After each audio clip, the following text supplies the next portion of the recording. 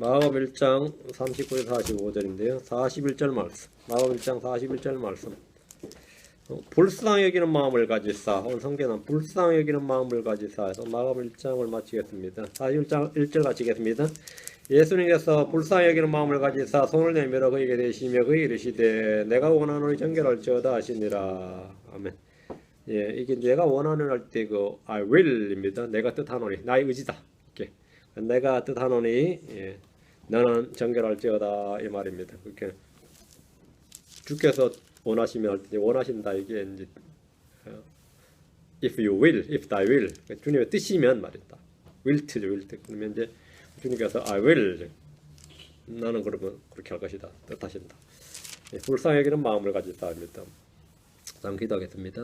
위대하시고 우리 주 하나님 감사합니다. 함께 누구시 군절 베풀어 주셨음도 주의 말씀을 넘치도록 부어주시길 간구합니다. 우리 주님께서 가지신 그 마음을 저희가 동일하게 갖도록 허락해 주시고 주께서 저희를 불쌍히 여기신 같이 우리도 너를 불쌍히 여기는 마음을 갖도록 인도해 주시길 간구합니다. 긍휼히 여기는 마음을 늘 갖도록 도와주시고 주께서 너희를 긍휼히 여기신 같이 너희도 긍휼히 여기라 하니 말씀대로 주의 어떠하심이 또 저희 어떠함이 되도록 도와주십시오. 감사드리며 주의 승기도합니다. 아멘.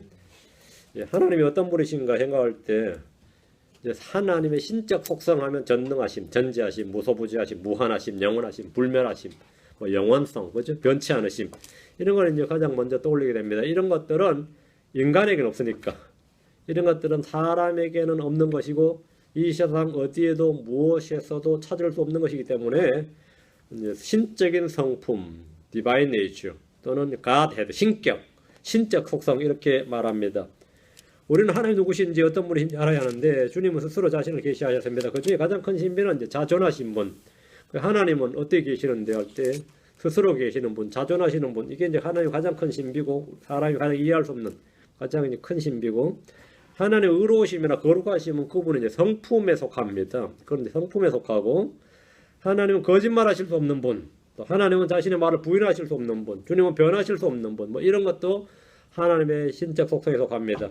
우리는 성경을 통해 하나님이 어떤 분이신지 누구신지 배우고 알고 믿고 깨달아야 됩니다. 우리를 향한 하나님의 성품은 뭐냐? 그러면 하나님의 그런 성품이 우리와 관계를 맺었을 때, 예? 우리와 관계를 맺을 때 하나님은 의로우시고 지극히 거룩하시고 하면 옳다 말이야. 그건 맞는데 그것이 나에게 적용되는 건 상당히 곤란하죠. 주님이 지극히 거룩하시고 의로우시고 불의를 보실 수 없고 뭐 이러면 죄인인 우리에게 상당히 난감하단 말이지. 하나님께서 죄인은 우리와 관련된 성품, 이게 뭐냐면 은혜로우시다. 하나님은 사랑이시다. 하나님 긍휼이 많으시다. 뭐 오래 참으신다. 이런 건 뭐죠? 죄인은 우리와 관련된 하나님의 성품이다 말이에요. 죄인은 우리와 관련된 하나님의 성품입니다. 주님은 의로우시다. 그러면 불의한 자를 안에 불벌 지진 자를 못 보신다. 차마 못 보신다 그러면 맞는 말인데 그럼 우리 끝났네 밖에 안 되지. 그럼 우리 끝났네지 뭐. 근데 하나님은 의로우시다. 그것도 맞는데 긍휼이 풍성하신 분이다. 이렇게 돼야 비로소 그러면 우리가 소망이 좀 생기는 거죠. 의로우시면서 긍휼이 풍성하신 분입니다. 하나님은 지극히 거룩하신 분. 지극히 거룩하시지만 사랑이 넘칩니다. 하나님은 죄를 미워하시죠. 불법과 불의를 미워하시지만 또 죄인들을 미워하시 안 미워하세요. 하나님 죄를 미워하시는데 죄인은 사랑하십니까? 그건 말이 안 되지. 하나님 죄를 미워하시면 당연히 죄인도 미워하겠죠. 하나님 죄를 미워하시고 죄인들을 미워하시지만 회개하는 죄인들을 향해서는 불쌍히 여기십니다. 회개하는 죄인들 아니면 죄를 깨닫고 이 죄에 대해서 슬퍼하는 사람 이런 자들에 대해서는 또 주님이 불쌍히 여기십니다. 회개하지 않는 죄에 대해서는 주님이 이제 분노하시죠. 주의하셔야 됩니다. 말씀을 보내고 또 보내셨지만 회개하지 않는 죄인들에 대해서 주님은 불쌍히 여기지 아니하시고 분노하시고 자신의 경로를 쏟아부으십니다. 예레미야 애가에서 몇 구절 보겠습니다. 예레미야 애가로 가서 2장 2절, 17절, 21절. 예레미야 애가에 분노하신 하나님이 너무 잘 나옵니다. 예레미야 애가 2장 2절. 주께서 야곱의 모든 처소를 삼키시고 불쌍히 여기지 아니하였으며 불쌍히 여기지 아니하였으며 친히 진노하사 유다의 딸의 강한 요새들을 허물어 땅으로 끌어내리시고 왕국과 그의 통치자들을 더럽게 만드셨도다. 그렇죠? 대언자 예레미야는 이스라엘이 회개하지 않는 걸 보고 주의 불쌍히 여김도 없다는 사실을 분명히 알려주었습니다. 애가 2장 17절. 예. 주께서 이미 계획하신 일을 행하시고 옛날에 명령하신 자신의 말씀을 이루셨도다. 그분께서 무너뜨리시되 불쌍히 여기지 아니하시고 내 원수로 하여금 너로 인해 기뻐하게 하시며 내 대적들의 뿔을 세우셨도다. 2장 21절 젊은이와 늙은이가 거리에서 땅에 누워 싸우며 나의 처녀들과 나의 청년들이 칼에 쓰러졌나이다. 주께서 친히 분노하시는 날에 그들을 죽이시되 불쌍히 여기지 아니하시고 죽이셨나이다. 회개하지 않는 죄인들에게 집행된 심판은 끔찍했습니다. 반복된 한마디가 불쌍히 여기지 아니하시고입니다. 주님은 죄인들이 회개하지 않고 죽고 멸망한 것을 기뻐하지 아니하시지만 불쌍히 여기지도 않으십니다. 주님의 세계를 통해 그러므로 나도 경로로 그들을 대우하리니 내 눈이 아끼지 아니하며 내가 불쌍히 여기지 아니하리라. 그들이 큰 소리로 내게 부르짖을지라도 내가 그들의 말을 듣지 아니하리라. 이것이 죄인들을 향한 그냥 죄인이 아니고 회개하지 않는 죄인들. 주께서 말씀을 보내고 또 보내셨지만 이 완악하고 회개하지 않는 죄인들 향한 주님의 반응, 이 주님의 성품입니다. 주님이 하신 일이 불쌍히 여기지 않는다. 큰 소리로 부르짖을지라도 내가 그들의 말을 듣지 아니하리라 하셨습니다. 주의 긍휼은 주의 불쌍히 여기심은 어디에 근거하느냐? 회개에 근거합니다. 불쌍히 여기심은 자신의 죄를 시인하고 돌이키는 자에게 해당 사항이 있습니다. 비록 죄인들이 죄와 불법으로 주의 징계나 심판을 받더라도 그 심판을 통해 죄를 깨닫고 부르짖을 때 주님은 그들을 향해 불쌍히 계십니다. 애가 지금 펴놓으신 3장 22절, 3장 22절, 3장 32절 두 구절, 3장 22절 주의 긍휼로 말미암아 우리가 소멸되지 아니하였으니 그분의 불쌍히 여기심은 끝이 없도다. 32절 그러나 그분께서 근심하게 하실지라도 자신의 많은 긍휼에 따라 불쌍히 여기시리니 그는 긍휼에 따라 불쌍히 여기신다. 주님 불쌍히 여기심이 끝이 없다. 불쌍히 여기시리다. 이렇게. 근데 완전히 정반대로 바뀌었죠. 똑같은 이 성경에서 말이죠. 분명히 불쌍히 여기지 않고 아끼지 아니하신다고 하셨다가 또 불쌍히 여기심이 끝이 없다. 불쌍히 여기시리라 이랬는데 심판 중에라도 고통 중에 울부짖으며 주를 찾고 회개하는 혼들을 불쌍히 여기십니다. 죄인들에게 소망이 있는 것은 주님의 불쌍히 여기시는 마음, 긍휼이라는 성품 때문입니다. 하나님께서 우리를 사랑하시고 구원하시는 것은 불쌍히 여기는 마음 때문입니다. 쟤를 왜 사랑하시냐 그러면 불쌍하잖아. 왜 사랑하시냐 이거 불쌍하잖아요. 그러니까 주님의 이 마음이 긍휼, 연민, 동정, 다음에 사랑입니다. 여기서 이제 마지막 사랑이죠. 미가서 7장 19절에 그분께서 다시 돌이키시고 우리를 불쌍히 여기시며 우리의 불법들을 누리시리니 주께서 그들의 모든 죄를 바다의 깊음 속에 던지시리이다. 우리를 불쌍히 여기시며 애민의 기본은 불쌍히 여기는 마음입니다. 불쌍히 여긴다는 말을 한자어로 긍휼을 이렇게 말합니다. 주님은 가난한 자를 불쌍히 여기십니다. 주님은 멸망받게 될 자기 백성들을 불쌍히 여기십니다. 주님은 자기를 두려워하는 자들을 불쌍히 여기십니다.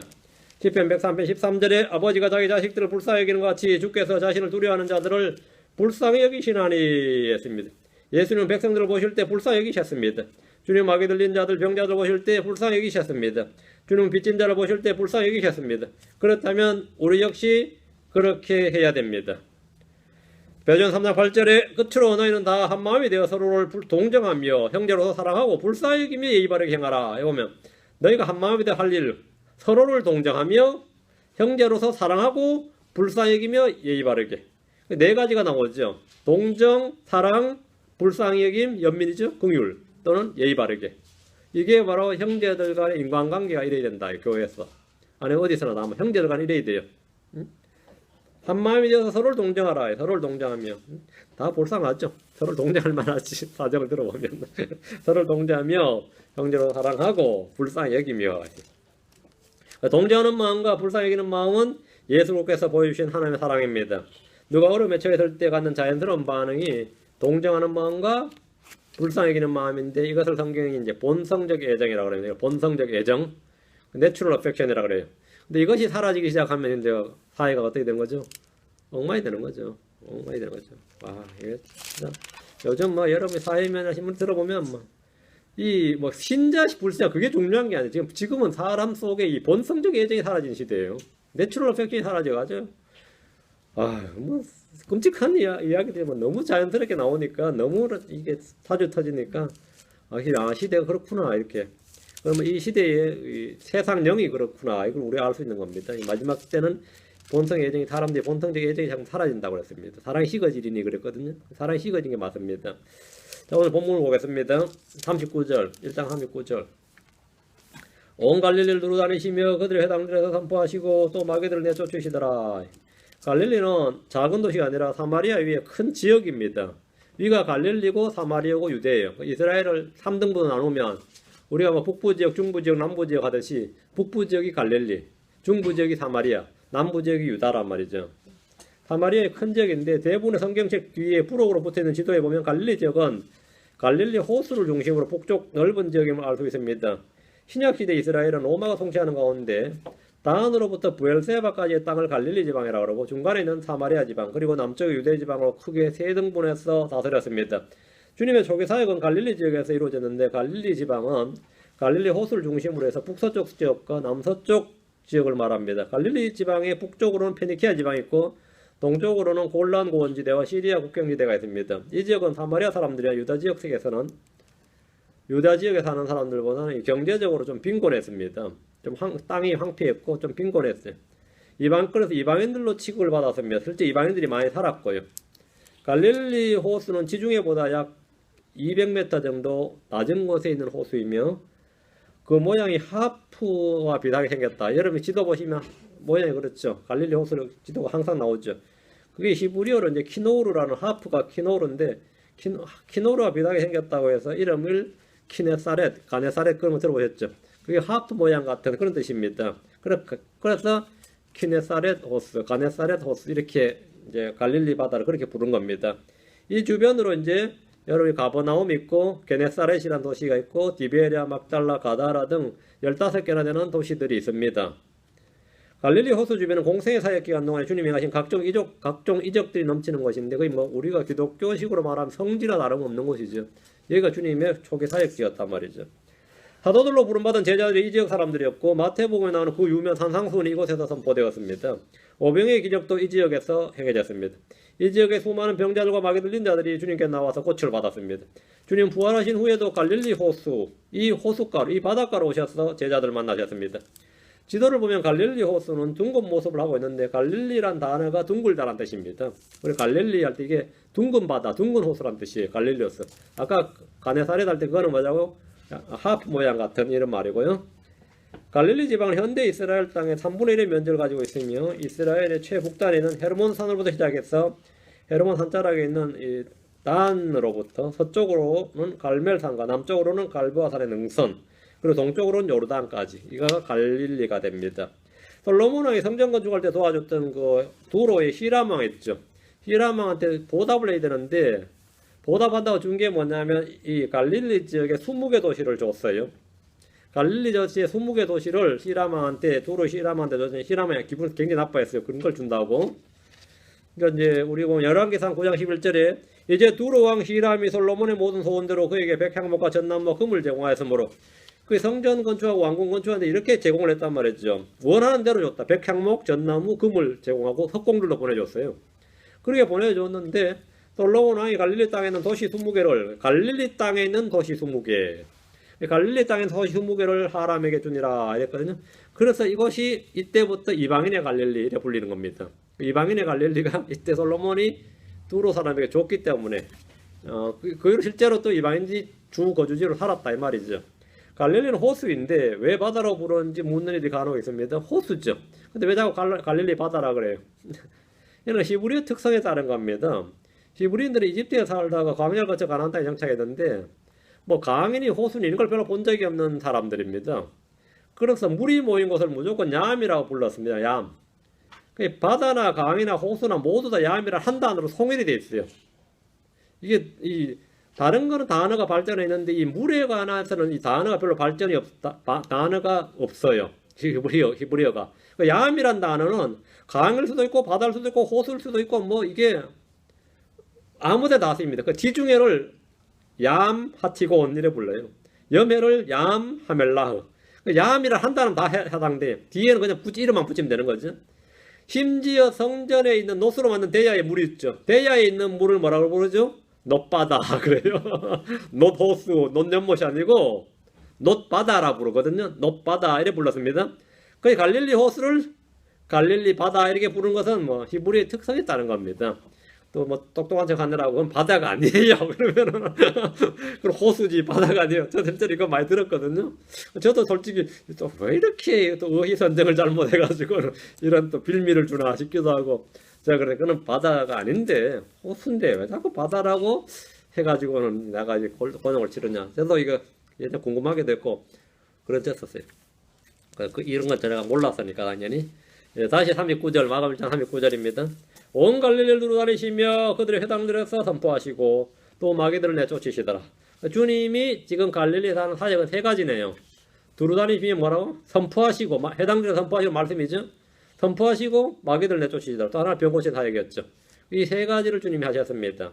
주님은 온 갈릴리를 두루 다니시면서 그들의 회당들에서 말씀을 선포하셨습니다. 당시 회당들은 지금의 지역교회에 해당합니다. 주님께서 여기 오셨는데 우리 교회 와서 오늘 설교하겠다 그러면 우리 뭐라면 노하겠어요. 와서 하시라고 그러겠죠.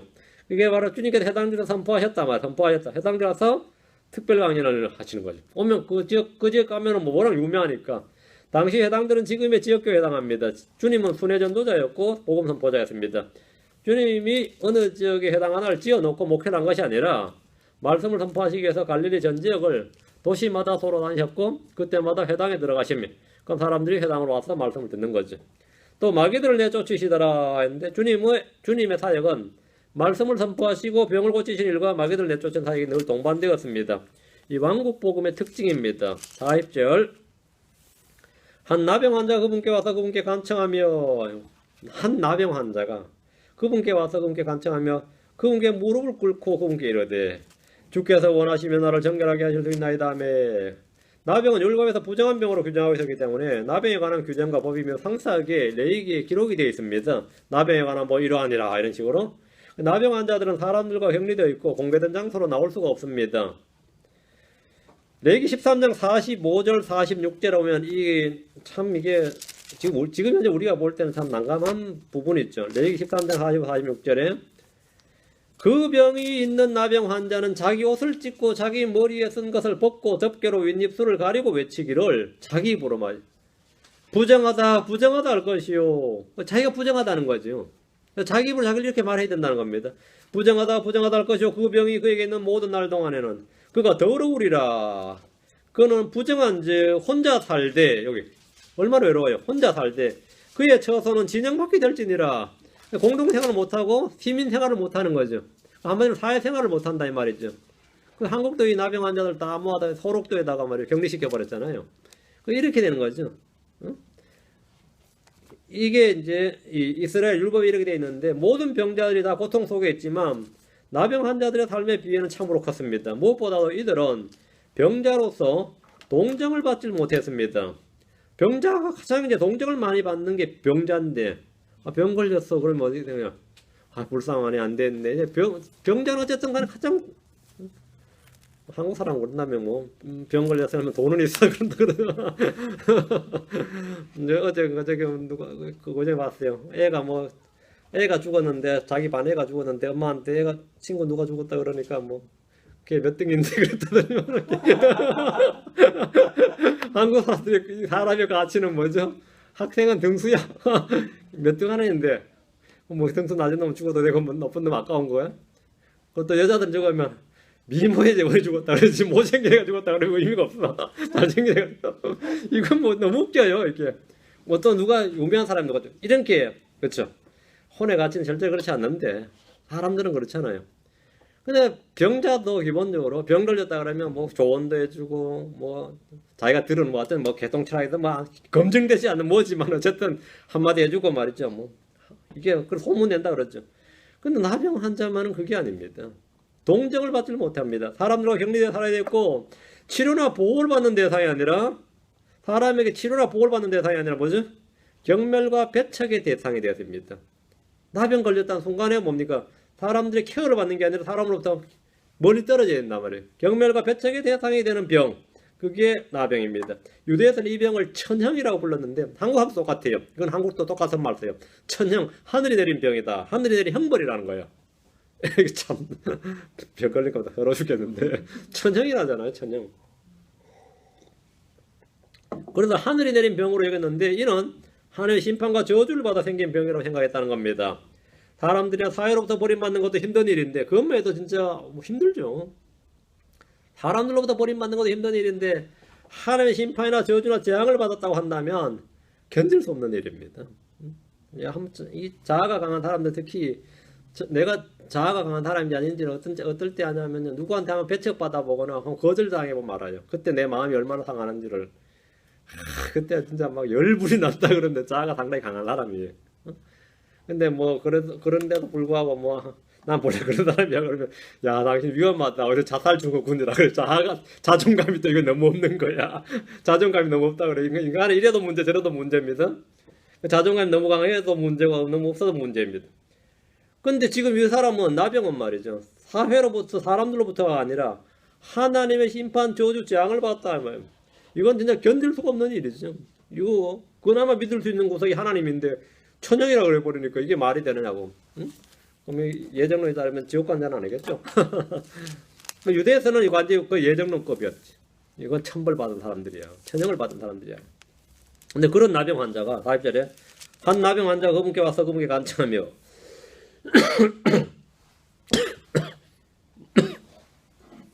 예. 나병 환자가 주님 앞에 나오는 이런 엄청난 용기와 힘을 필요로 하는 일입니다. 예수님 부근에는 사람들이 많았습니다. 예수님은 지금 사람들 몰고 다녀요. 몰고 안 다녀도 뭐 사람 찾아오는데요. 유명해졌단 말이에요. 지금 갈릴리에서는 슈퍼스타였어요. 사람들은 병자들, 마귀 들린 자들을 그분 앞으로 데려왔습니다. 그러나 나병 환자들은 아무도 주님 앞으로 데려오질 않았습니다. 반대로 주님한테 나병 환자 있는 분들 좀 가십시다. 이렇게 한 사람도 물론 없었습니다. 나병 환자들은 주님 앞으로 데려온 사람이 없어요. 누가 나병 환자한테 가가지고 야 너희들한테 소식이 왔다. 이번에 지금 갈릴리 지금 가버나움으로 가자. 베세다로 가자 말이야. 이번 해당에 주님 거기로 오신다더라. 이런 사람도 없단 말이야. 사람들이 배척을 하니까. 아니지 우리 지금 사람 많이 모이는데 네가 오면 안 되지. 이런 식이었단 말입니다. 다른 병자들 막 자기들이 안고 가고 말이야. 친구들이 말이야. 들것에 메고 가고 별짓 다 하면서 나병 환자들 아예 제외야. 자예. 가족도 친구도 친척들도 그들을 주님 앞으로 데려올 생각이나 시도조차 하지 않았습니다. 나병은 부정한 병으로 여겨졌고 그 사람과 접촉하면 같이 부정한 사람이 되어버리는 데다가 전염병에 대한 두려움도 있었습니다. 율법에 따르면 나도 부정한 사람 된단 말이지. 그는 아무에게도 동정이나 연민이나 보살핌을 받지 못했습니다. 나병 환자는 홀로 주님 앞으로 나왔습니다. 한 나병 환자가 그분께 와서 한 나병 환자가 이건 대단한 사람이에요. 이런 사람이 주님께 나올 수 있다는 게 엄청난 거라 말이죠. 주님께서 다 내게로 오라고 하실 때 다라는 말, 다, 올은 남녀노소의 구분이 없고 인종과 민족과 빈복 이천을 가리지 않습니다. 주님은 병자들이든 마귀 들린 자들이든 미친 자들이든 창녀들이든 세리들은 물론이고 나병 환자가 오는 것을 결코 거절하지 않으셨습니다. 다 내게로 할 때는 나병 환자도 포함됩니다. 나병 환자가 마음 놓고 나올 수 있는 유일한 한 분이 예수 그리스도십니다. 나병 환자가 자기 힘으로 자기 의지로 원하기 마음에 나올 수 있는 유일한 한 분이 누구냐? 예수님이다 말이죠. 이 세상의 죄인들이 유일하게 언제든지 자유롭게 나아갈 수 있는 한 분이 예수 그리스도입니다. 나병 환자가 유일하게 자신의 소원을 청할 수 있는 사람이 예수님이었습니다. 죄인들이 유일하게 자신의 소원과 간구를 드러내놓고 청할 수 있는 한 분이 예수님입니다. 나병 환자는 한 가지 절박한 소원을 가지고 주께 왔습니다. 40절이 겁니다. 그분께 무릎을 꿇고 그분께 이르되 주께서 원하시면, 주께서 뜻이 있으시면, 주께서 의지만 있으시면, 주께서 원하시면 나를 정결하게 하실 수 있나이다. 나병 환자는 예수님께 무릎을 꿇었습니다. 그의 몸은 나병으로 감각이 마비되었지만 예수님에 대한 그의 혼은 그 어느 정상인들보다 민감하고 정확하게 반응하고 있었습니다. 그의 혼은 그 어떤 사람들보다도 온전했다. 그의 몸은 모든 사람들보다 불구였지만 그의 혼은 어떤 사람들보다도 온전했다. 그는 예수님 앞에 무릎을 꿇었습니다. 그의 간청은 필사적이었을 뿐 아니라 경외감이 동반되었습니다. 지금 당장 그가 원하는 것은 죄사함이나 혼의 구원이나 영원한 생명 같은 그런 것이 아닙니다. 자신의 몸에 걸린 나병이 낫는 겁니다. 대부분의 사람들이 저마다 사정은 다르지만 주님께 나올 때 이런 절박함을 안고 있는 경우가 허다합니다. 근데 문제는 내 안에 혼이 온전해야 돼. 하나님 앞에 어떤 마음, 예수님께 어떤 마음을 가지고 나오느냐는 겁니다. 주께서 원하시면 나를 정결하게 하실 수 있나이다. 나병 환자였던 시리아의 장군 나아만이 자신의 병을 고침받으러 엘리사를 찾아온 이후에 나병 환자가 자신의 병 고침받기 위해서 누군가를 찾아온 것은 이 사람이 처음입니다. 이 사람이 처음이에요. 그가 찾아온 것은 예수님이 자신의 병을 고칠 수 있다는 믿음이 있었기 때문입니다. 그는 소문으로 들었든지 남의 간증을 들었든지 간에 예수님이 메시아라는 사실과 갈릴리의 수많은 병자들 고치고 마귀들을 내쫓는다는 사실을 들었기에 그분을 찾아온 겁니다. 그렇다면 그분은 하나님의 사람이다. 최소한 하나님의 사람이고 하나님의 메시아가 맞다 이거예요. 그러면 나는 그분한테 가야 된다 그죠? 그래서 찾아온 겁니다. 믿음은 들으면서 오는 겁니다. 그는 예수님께 무릎 꿇고 주께서 원하시면 나를 정결하게 하실 수 있나이다 라고 자신의 믿음을 고백했습니다. 그는 예수님 앞에 자신을 낮추었고 예수님이 주이심을 믿고 고백했으며 그분의 긍휼을 구했습니다. 주께서 원하시면 이 말은 자기 주장이 아니라 주님의 뜻을 구하는 기도입니다.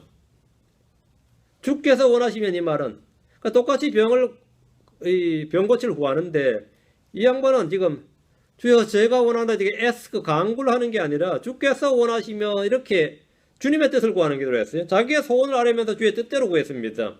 그의 몸은 병들었지만 마음은 어떤 유대 종교인들보다도 더 깨끗했습니다. 그는 주님을 시험하지 않았습니다. 나를 정결하게 하실 수 있나이다 이랬어요. 주께서 원하시면 나를 정결하게 하실 수 있나이다. 주께서 나를 정결하게 하실 수 있으면 고쳐주옵소서. 그게 아니다 말이죠. 그건 시험이죠. 주께서 하실 수 있거든 나를 고쳐주시옵소서가 아니라 주께서 원하시면 나를 정결하게 하실 수 있나이다. 이건 나의 믿음이다. 나의 확신이다.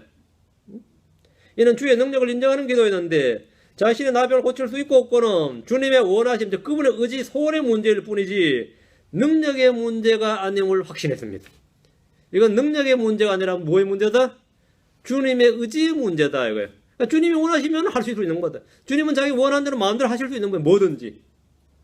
그러니까 주님의 의지의 문제지 주님의 능력의 문제가 아니다 이거예요. 이런 마귀들인 어느 소년의 아버지가 선생님께서 어떤 일이라도 하실 수 있거든 우리를 불쌍히 여기서 우리를 도와주소서 이 말하고 한번 대조를 한번 해보세요. 선생님께서 어떤 일을 하실 수 있거든 주님한테 하실 수 있거든 좀 해달라 그랬어요. 못하면 말 어쩔 수 없는 거지만 하실 수 있거든 어떻게 좀 도와달라고 이렇게 말하고 주님한테 발칵하셨죠. 주님께서 할 수 있거든이니까 무슨 말이냐 할 수 있거든 이게 대체 뭔 말이냐 이거예요.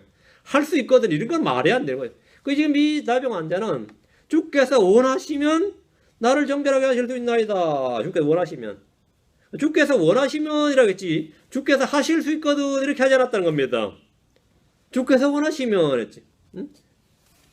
주께서 원하시면 이 말은 그는 자신의 일과 염려와 소원과 사정을 다 주께 아뢰고 주께 맡겼다는 말입니다. 이제 난 주께 맡겼습니다. 나의 사정과 나의 일을 주님께 아뢰었습니다. 그리고 이제 뭐 주께서 원하시면 이제 해결자는 어떻게는 나는 관심 안 쓰겠다 이거예요. 어떻게 관해서 내가 주님한테 상징해 하겠다. 이 일은 누가 할 것인가? 주님이 하신다. 여기만 내가 관심을 갖겠다 이거예요. 그는 자신의 필요를 기도와 간구로 주님께 알려드렸습니다. 주님께 어떻게 해달라 내가 신경 안 쓰겠다. 완전히 내가 맡겼어요. 주님께서 어떻게 하신 건 주님이 하실 일이고 주님께서 원하시면 하실 수 있다. 하실 수 있다 이거예요. 나병 환자가 말한 대로 그분께서 원하기만 하면 나병을 고칠 수 있는 그런 사람이라면 그는 분명 주요 굴속 확실합니다. 원하기만 하면 자기가 뜻하기만 하면 자기 뜻한 대로 마음대로 할 수 있는 사람이라면 그건 인간이 아닌 거죠. 그건 사람이 아니에요. 사람은 원한다고 할 수 있어요? 원해도 할 수 없는 게 너무 많지. 그러나 원하기만 하면 나병 환자를 고칠 수 있어요. 원하기만 하면 마귀를 내줄 수 있고 원하기만 하면 죽은 자를 살릴 수도 있고 원하기만 하면 자기가 뭐 다 하실 수 있다. 그럼 그게 사람이냐? 사람 아니라. 그 누군데? 주님이죠. 지금 나병 환자 주께서 원하시기만 하면 나를 정결케 하실 수 있나이다. 이 말은 당신이 사람이 아닙니다. 이 말입니다. 당신은 주님이십니다. 당신 주님이십니다.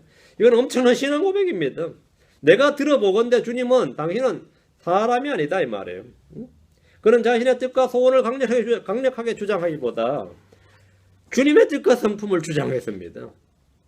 자신의 요구를 주장하고 관철시키려는 기도가 아니라 주님이 어떤 분이라는 사실, 주님의 뜻과 성품을 주장했다. 이거예요. 이는 오늘날 믿음이 좋다는 어떤 크리스천들보다 더 위대한 기도입니다. 더 위대한 기도예요. 41절 예수님께서 불쌍히 여기는 마음을 가지다 손을 내밀어 그에게 대시며 그에게 이르시되 내가 원하노니 정결할지어다 하시니라. 예수님은 그 나병 환자를 부정하다거나 더럽다는 반응을 보이지 않으셨습니다. 그를 향한 예수님의 마음은 불쌍히 여기는 마음이었습니다. 불쌍히 여기사, 불쌍히 여기는 마음을 가지사. 사람들 본능적으로 더럽다는 마음을 먼저 가집니다. 그게 육신의 상품이죠. 그러고 나서 다 생각해보면 참 불쌍한 사람이죠. 그러죠.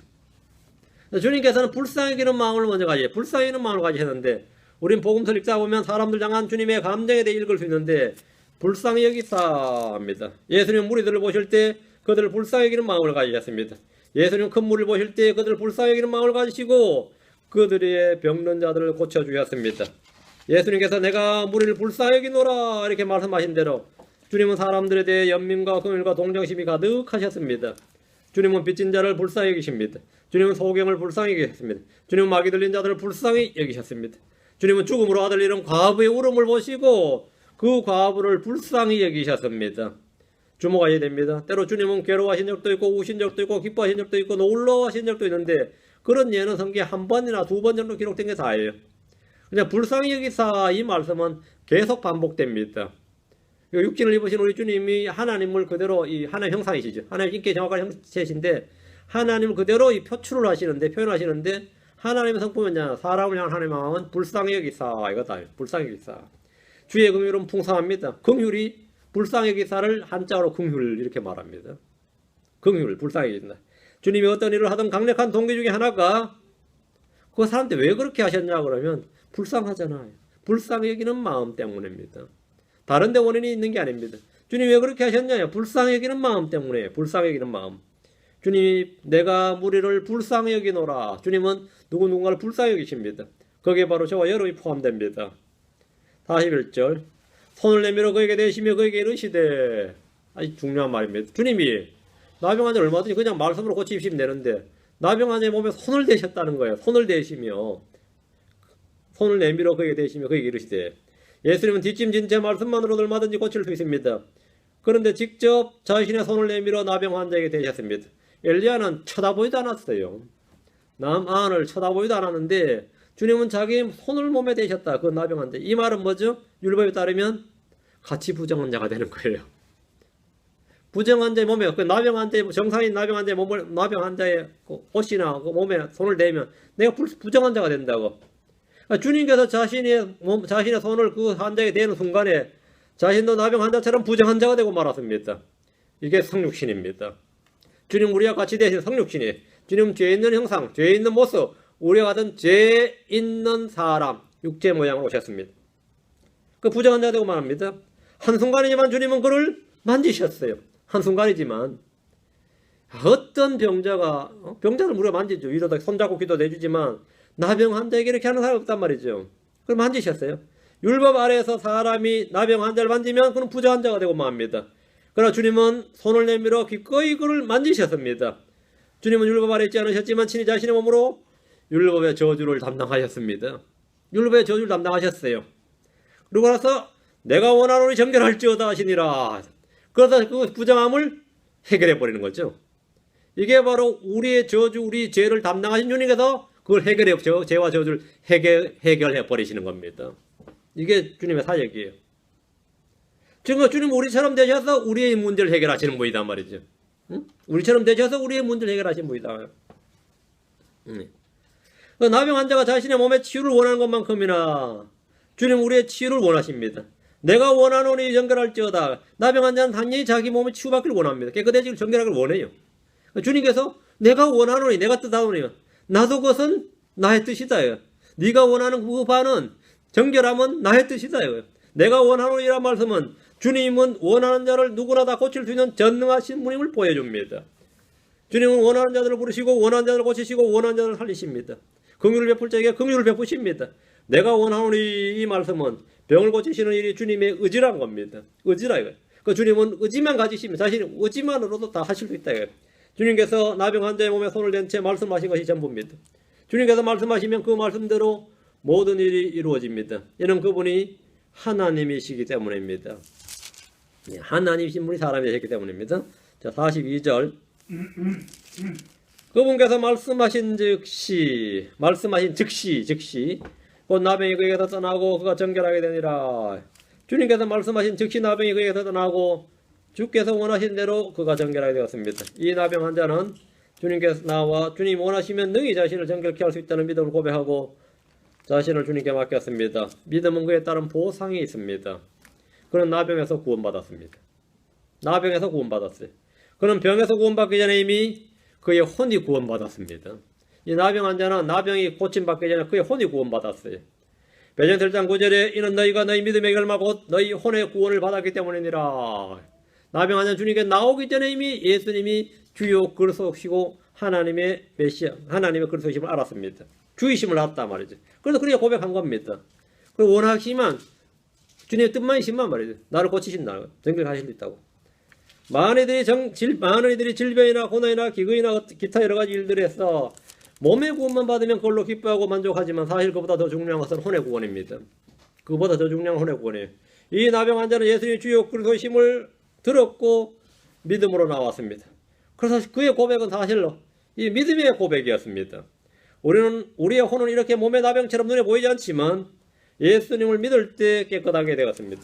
주님은 자신의 피로 말씀의 물로 성령의 새롭게 하심으로 우리의 마음과 양심을 다 정결하게 해주셨습니다. 43절입니다. 바울장 43절 그분께서 그에게 엄히 명하시고 그를 보내시며 엄히 명하셨다. 주님은 명령을 주셨죠. 자, 이거 중요합니다. 주님은 고쳐주시기 전에 이 나병 환자에게 어떤 명령도 주시지 않으셨습니다. 주님은 죄인에게 어떤 명령을 주시지 않습니다. 주님은 고쳐주신 후에 명령을 주셨습니다. 주님 우리를 구원하시기 전에 선한 일이나 의로운 행위를 요구하시는 것이 아니라 구원받은 후에 우리가 해야 될 일을 말씀해 주십니다. 복음서에서 한결같은 원칙이 이겁니다. 구원받은 후에는 우리는 주님께 받은 명령들이 있습니다. 행해야 될 일들이 있다고요.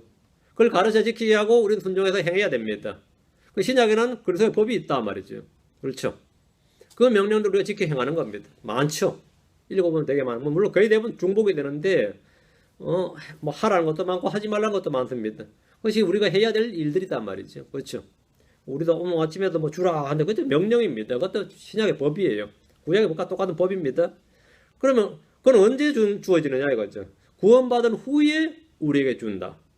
구원받은 후에 우리는 주님께 받은 명령이 있는데 이게 없으면 우리가 할 일이 없어지는 거죠.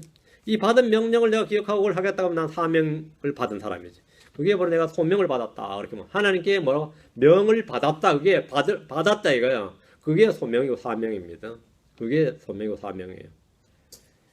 그 명령이 없는 게 좋은 게 아닙니다. 명령이 있는 게 내가 해야 될 일이 있다. 이거 주께 받은 일이 있다. 나 그 일을 하다가 하는 겁니다. 44절 그에게 이르시되 주께 명령을 주신 말씀이에요. 삼가는 아무에게도 아무 말도 하지 말고 이게 첫 번째 주신 명령. 참 어려운 명령을 주셨네요. 아무에게도 아무 말도 하지 말고 내 길로 가서 제사장에게 내 자신을 보이고 또 내가 정결하게 되어서 모세가 명령한 것들을 드려 그들이 누구죠? 제사장들. 그들에게 증거로 삼으라 하시니라. 중요한 겁니다. 사람들에게 말하지 말고 제사장들에게는 뭐라고? 증거로 삼으라. 맞죠? 율법에 따라.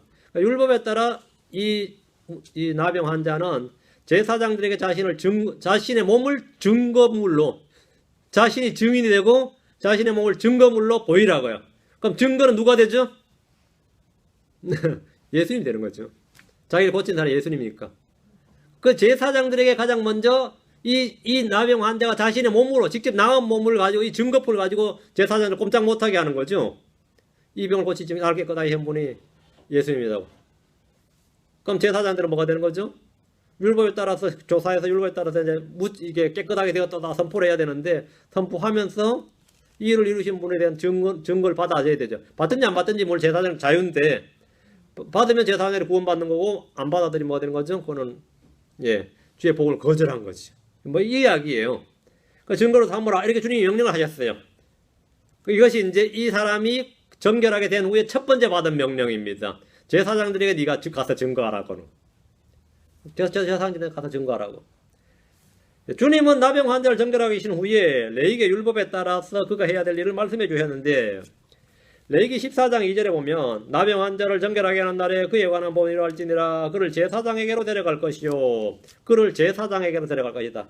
나 나병 다 나았다고. 괜찮아. 나병 아니라 이러면 이 말씀에 따라 그는 제사장에 가서 자신을 보여야 됩니다. 그리고 드려야 할 예물이 있습니다. 드려야 할 예물이 있는데 레위기 14장 명령에 따르는 건데 모세가 명령한 그것들을 드리라 이 말은 레위기 14장의 명령에 따라서 이 헌물을 드리라는 거예요. 여기 14장 3절 5절에 보면 제사장은 진영에서 나아가 볼지니 보라 그 나병 환자에게 있던 나병이 나았으면 제사장은 명령하여 정결하게 될 자를 위해 살아있는 정결한 새 2마리와 백향목과 주홍색 실과 우슬초를 가져오게 하고 제사장은 또 명령하여 그 새들 중 한 마리를 흐르는 물 위에서 질그릇 안에서 잡게 할지니라. 이렇게 이제 이거 하라고 가서 이제 사명을 주셨죠. 신약이 체결되기 전에 유대인들은 이제 율법 아래 있었고 율법을 지켜야 했습니다. 우리 주님 역시 율법 아래 계셨고 율법을 지키도록 했습니다.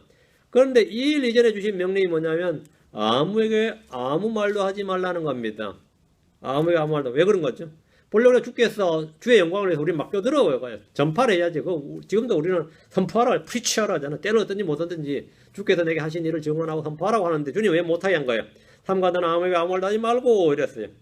주님이 병자를 고치시는 이런 놀라운 일도 아니고 뭐 한두 명 고친 것도 아니고 막 지금 쫙 터졌어요. 근데 병자를 고치시는 이런 놀라운 일도 아닐 정도로 많이 고치셨는데 왜 이 사람에게는 이 일에 대해 아무에게도 아무 말도 하지 말라고 한 겁니까? 이것은 순종에 대한 시험입니다.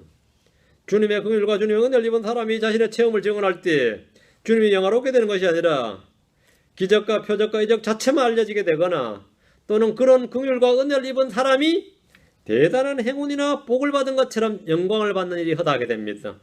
간증의 역효과 중에 하나입니다. 간증의 역효과 중에 하나예요. 내가 문둥병자였는데 지금 주님이 이렇게 큰 은혜를 받았다 이러면서 주님이 증언되는 게 아니라 자기가 증언되는 거예요. 이게 자기가 드러나는 케이스죠. 무엇보다 나병 환자였던 이 사람이 자신이 뭔가 된 줄로 여길 가능성이 아주 큽니다. 내가 주님께서 직접 그 손을 어수를 내 몸에 대시고 그렇죠?